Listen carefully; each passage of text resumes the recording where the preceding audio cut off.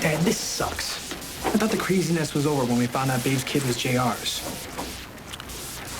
James, I'm afraid the craziness has just begun.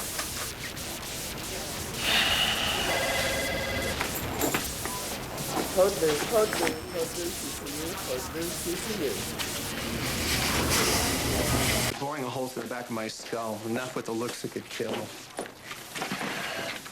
You said you tossed any doubts you had about the baby, and the one thing you cared about was making sure that Bess came home safe and sound. And that's exactly what Oh, happened. don't try to calm me. I heard you talking to Jamie. You still think that Bess might belong to Bianca. This craziness, Bess belongs to Babe, not Bianca. And you just want to ignore the possibility that she might not. Yes. How? I don't understand that. How can you do that? How can you block Bianca from your mind every single time you see Babe hold that baby? You're just going to turn away and let your daughter and her husband raise a child that very possibly might not be theirs? When you know this whole thing is tearing Bianca to shreds? Your thinking is twisted, and your theories are full of too many what-ifs. You know me better than that. Bess is Babe's flesh and blood. She is ours. End of story. Good God, is this some kind of revenge because I outsmarted you a few times and I kept you from spilling the beans about that stupid annulment? Or did I just get in the way of your local love life? Damn it, Tad, you got a problem with me. You deal with me. And you leave Babe and my granddaughter out of this. I mean, it's just so incredibly low. If I had known that you could be this sleazy and this underhanded, I would have kicked your sorry butt to the curb a long time ago. Don't just stand there like the village idiot. Why don't you say something? What do you want me to say? You just proved my point. Whether you want to admit it or not, you're scared to death that that baby is Bianca's. Dad Martin, you have totally lost your mind. You know something? I don't like thinking about this any more than you do.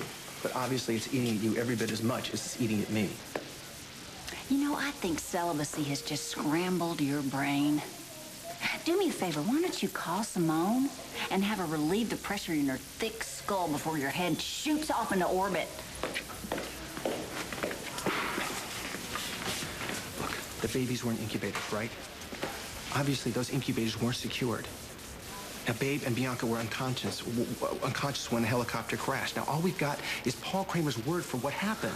And we both know that Paul Kramer can be a jerk. You are really trying to torture me. The possibility that he could be wrong. If you think that I'm gonna sit my little girl down and tell her that her child might be dead, you explain your crazy theory to JR.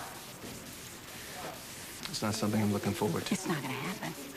Because I am telling you, if you breathe this to anybody, if you so much as mumble it in your sleep to Liza or Simone or anybody else, it'll be the last pillow talk you ever enjoy.